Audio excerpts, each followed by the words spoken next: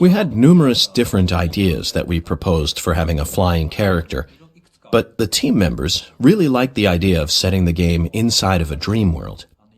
Once we decided to go with a dream world, what we wanted to do was something that wouldn't just be some kind of fantastical dream, but more representative of actual dreams that people might have at night.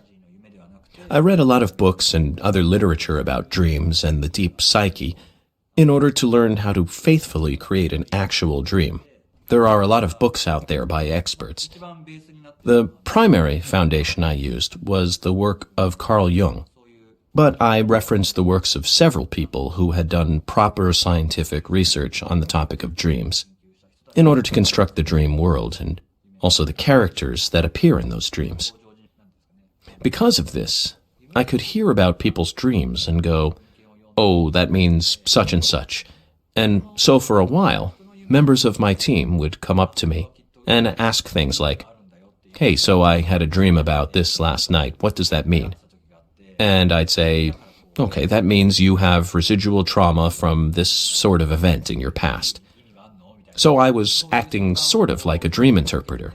After a while, I started realizing that it revealed deep-seated psychological issues and emotional scarring and other things I probably shouldn't have been privy to, and I figured maybe I should quit while I was ahead.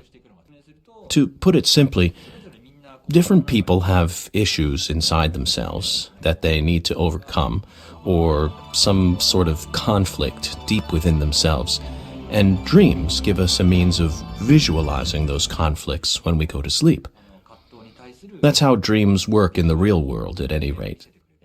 The character of Nights represents what's known in psychology as the shadow, which is sort of an alter self. When a man dreams, he'd see his alter self as male, and when a woman dreams, she'd naturally see her alter self as female. In creating Nights, we wanted a character that could conceivably look both male or female, and so that's why we went with a gender-neutral character. When the Nights project was still in its initial phases, the team we had was made up of people who had been working on Sonic titles, where he's running all the time, and we'd already decided from the outset that we were going to make a flying game. So now we have this game, which in English you'd call a platform action game. Except this was a platform action game without any platforms. So we had to figure out how exactly we'd even be able to do that. We came up with dozens of different rules and concepts for what sort of thing the character would be able to do in a game like this, but so we ended up in a situation where we were constantly going, well, how about this? How about this? And then we'd try it out and it wouldn't work.